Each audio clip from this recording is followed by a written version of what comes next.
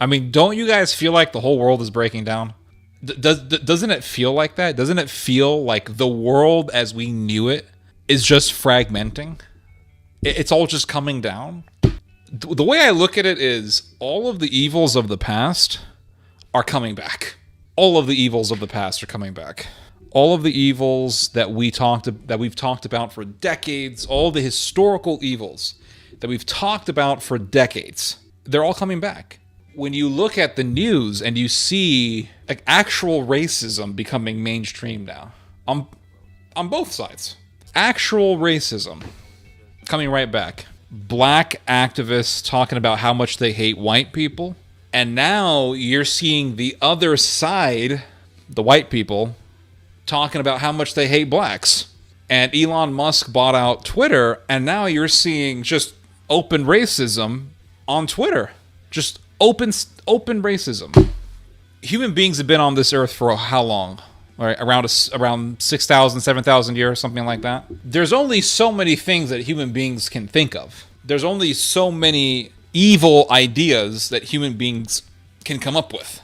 There's not many of them, right? And they're all based on power. They're all about dominating other people.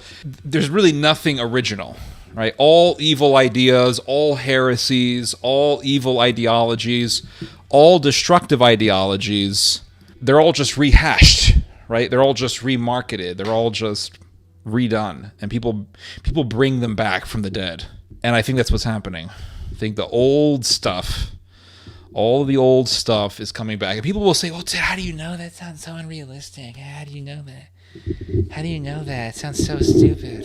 It sounds so unrealistic. Okay, well, let me show you guys something here.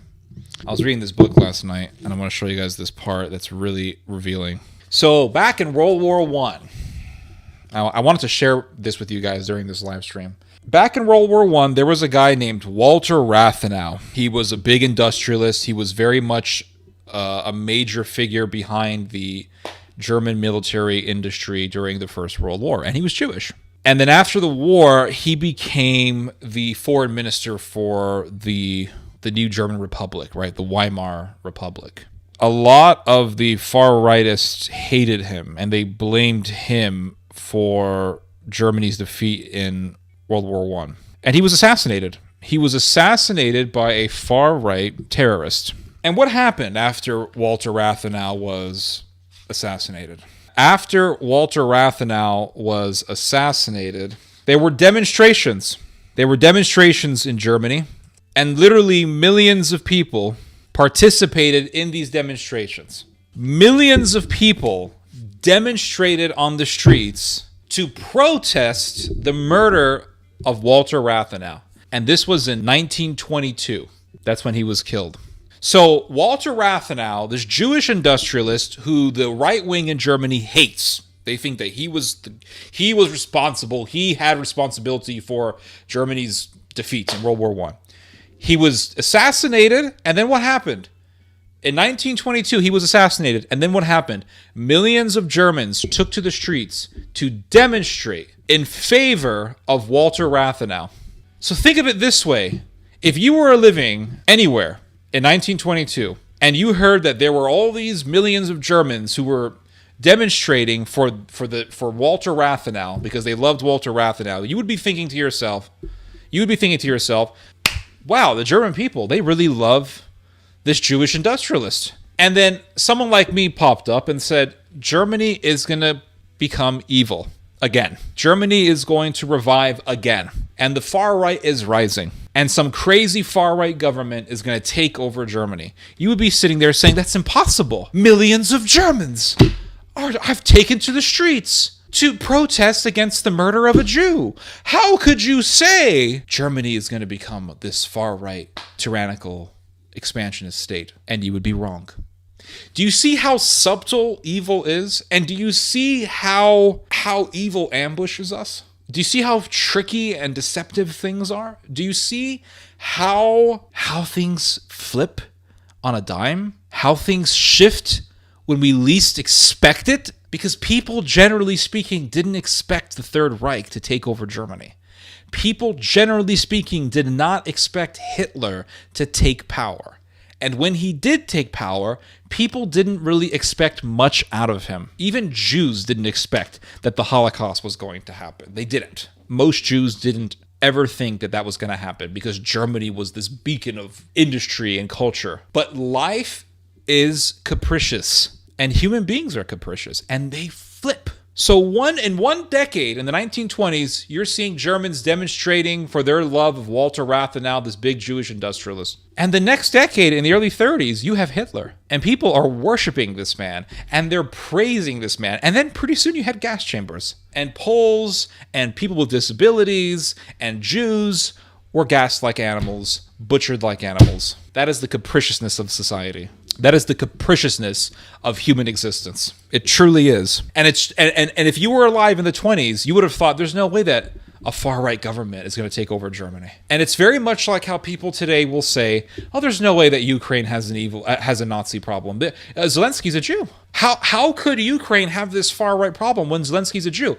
I could say the same thing about Nazi Germany, about Germany before the Nazis took over. That's simple. Because I could tell you, because if I would have told you Germany has a far right problem, you would say, no. People love a Jew named Walter Rathenau. That's impossible. It's the same thing when people today say Ukraine has a Nazi problem. Well, that's impossible. They love this guy named Zelensky. He's a Jew. But you have to look at the underlying realities. You have to look at the underlying phenomena. It's not just about what you see in front of you. It's about what's happening in the underground. It's about what's happening in the fringes many times. And many a time, the people who are considered the political fringe take power. And they work by increments. And it goes back to the analogy of the railway bridge. How did the Nazis take over? How did they transform society? They transformed it like a railway bridge. Instead of destroying the entire bridge and shocking everybody, you just take little pieces of the bridge. Take little pieces, replace them with more pieces. Take little pieces, replace them. Take little pieces, replace them. Take little pieces, replace them. And pretty soon you have a new bridge, and people don't even expect it.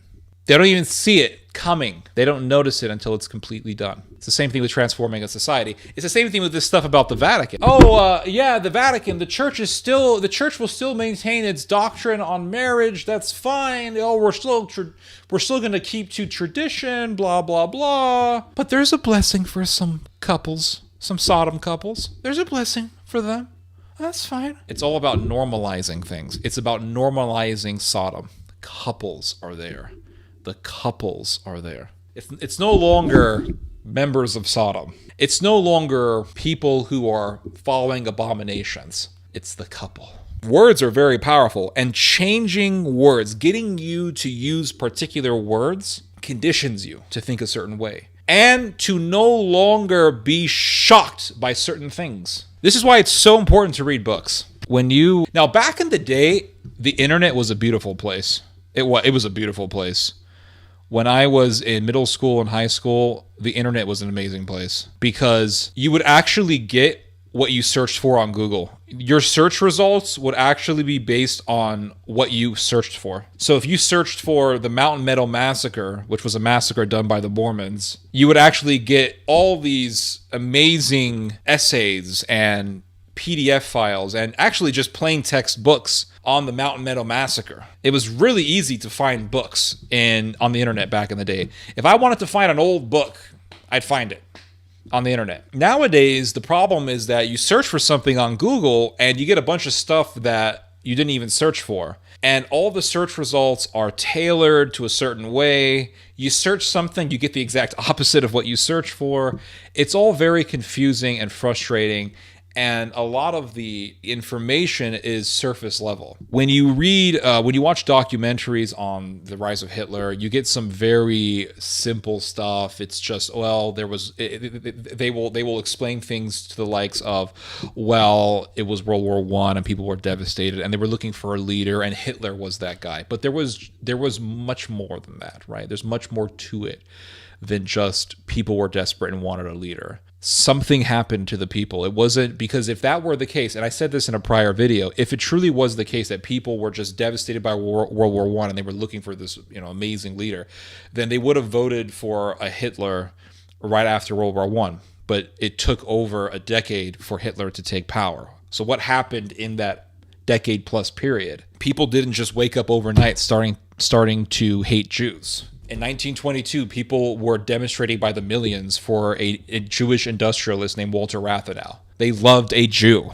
They didn't say, "Oh, we hate that Jewish guy." They loved a Jew. But over time, through propaganda, society changed, and you see it happening today. You see it, and this time it's through memes. It's through racist memes, it's through anti-Jewish memes, and people are starting to look at conspiracy theories, and they're starting to look at different narratives when it comes to the Jews, and a lot of people are becoming Jew haters.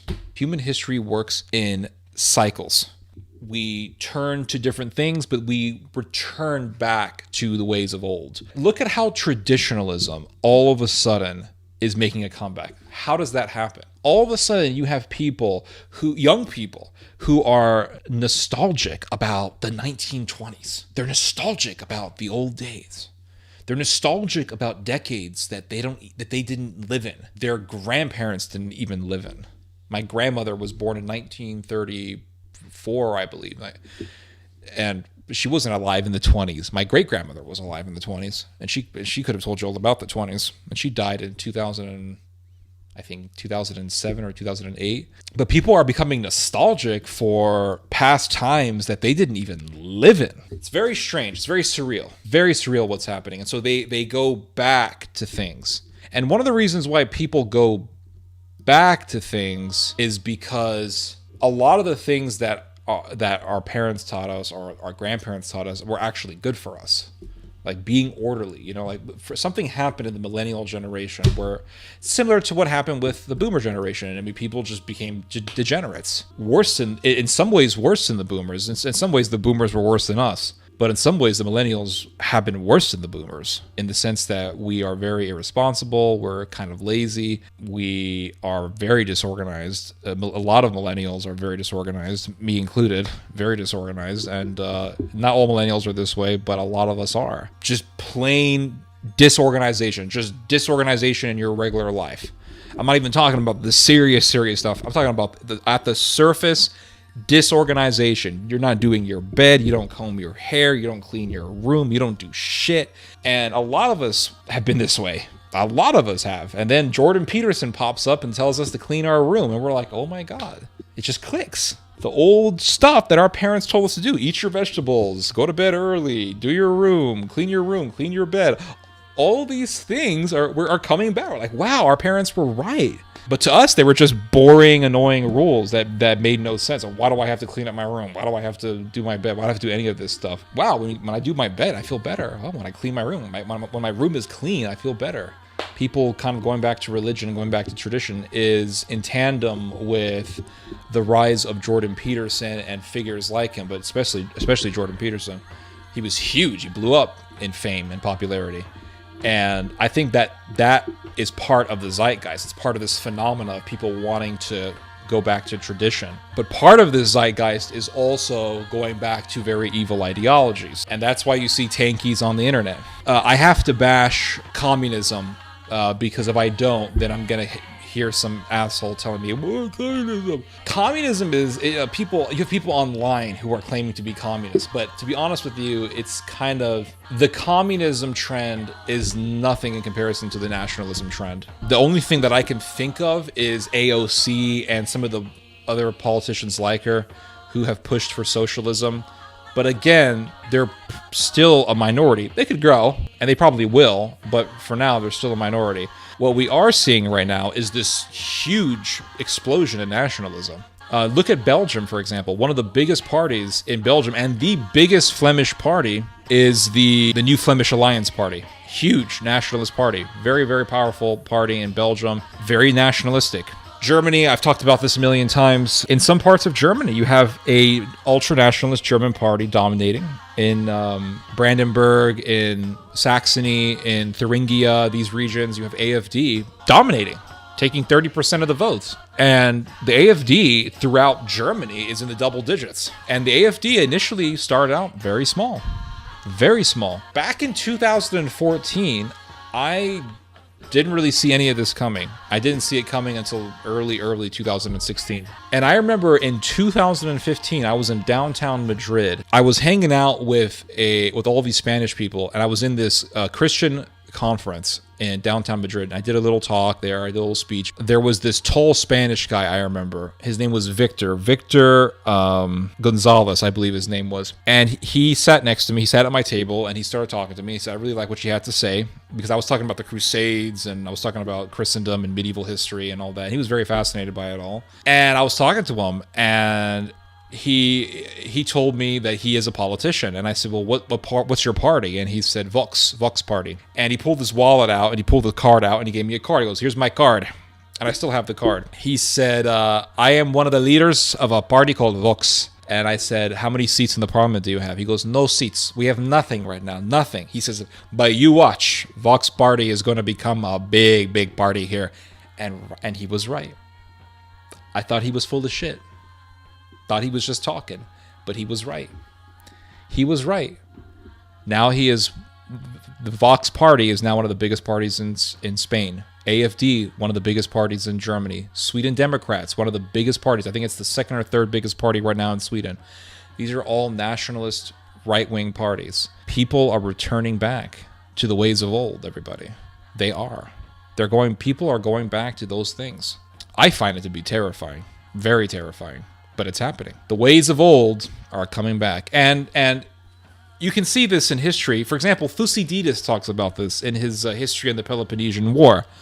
Thucydides tells us in the beginning of his History on the Peloponnesian War that the most ancientest of Greeks dressed very simply. He said that they dressed in simple attire.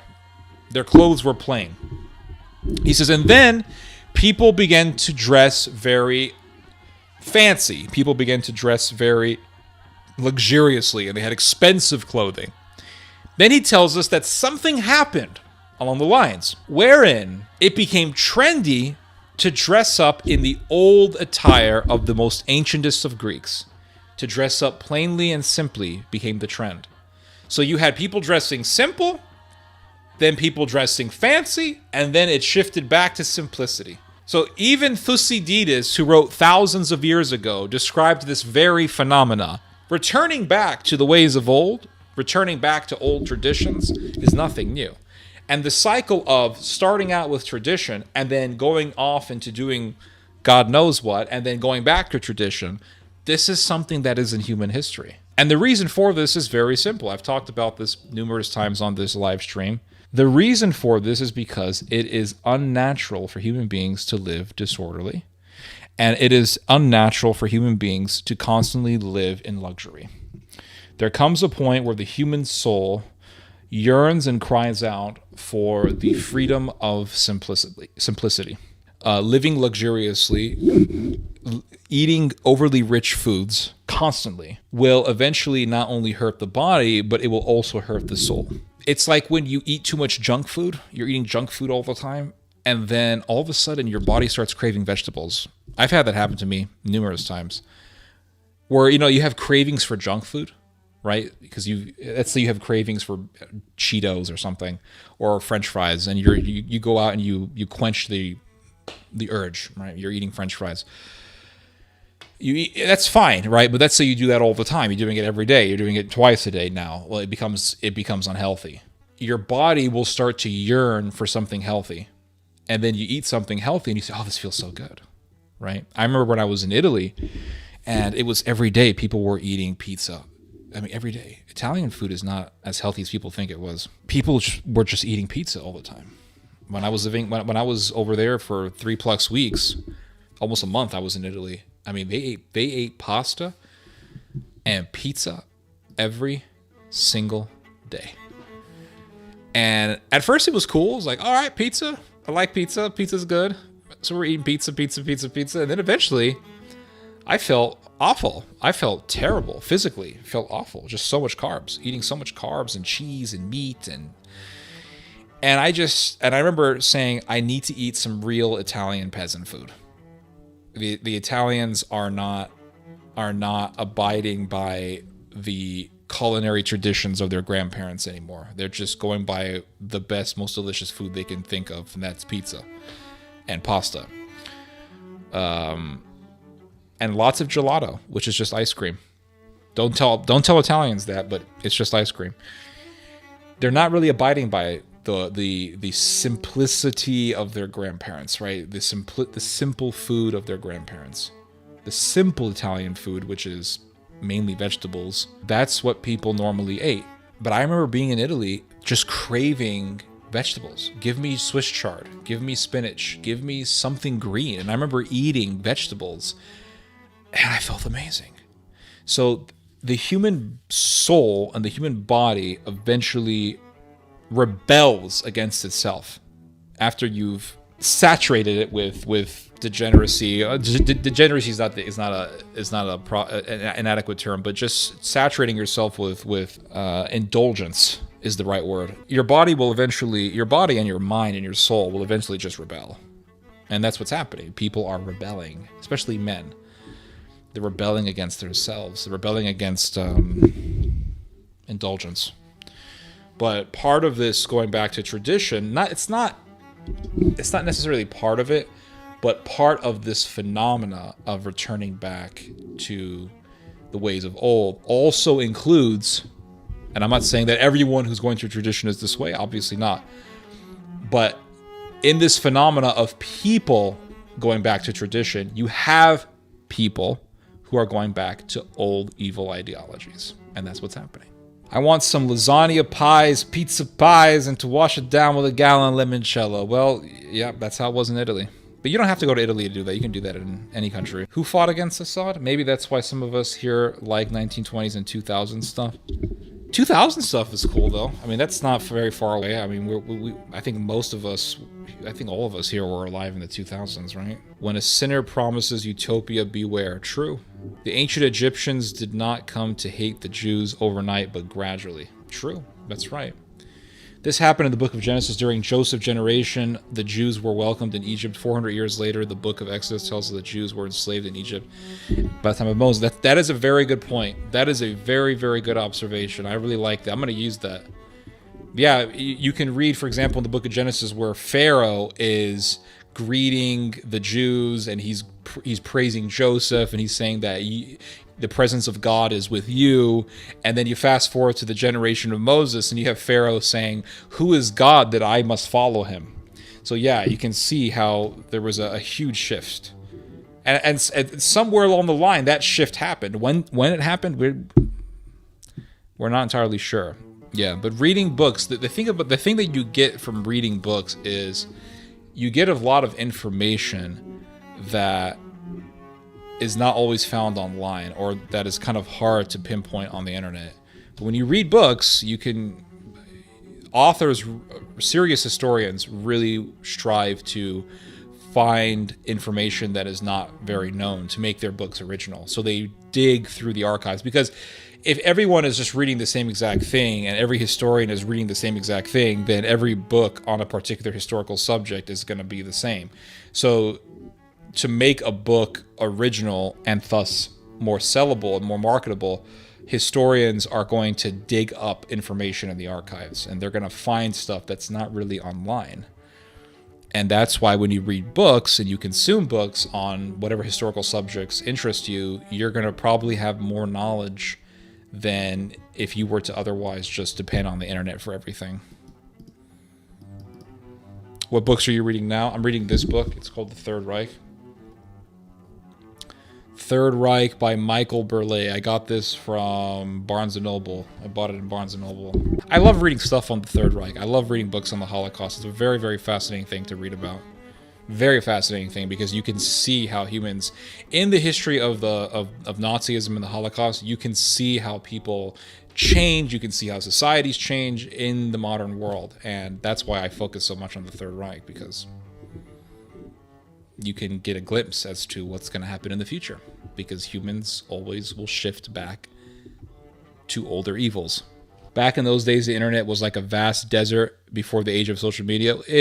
Kind of, but it also felt like there was more innovation on the internet. There was more creativity. There was a lot of intellectual flexibility on the internet, and a lot of people were they were more focused on just typing information down than making their website look pretty. If you read websites from early 2000s, late 90s, I mean, they didn't look pretty. They were just plain websites with a bunch of text on them. But you learned a lot reading through them. Google was created to expand knowledge, and now it exists to limit knowledge. Its purpose is to make you sigh and say, well, I guess it doesn't exist. Exactly. That's exactly what I've thought. I'm thinking, man, they just want to frustrate me because I'm trying to find something and it's, well, can't find it. Here's a bunch of shit you didn't search for.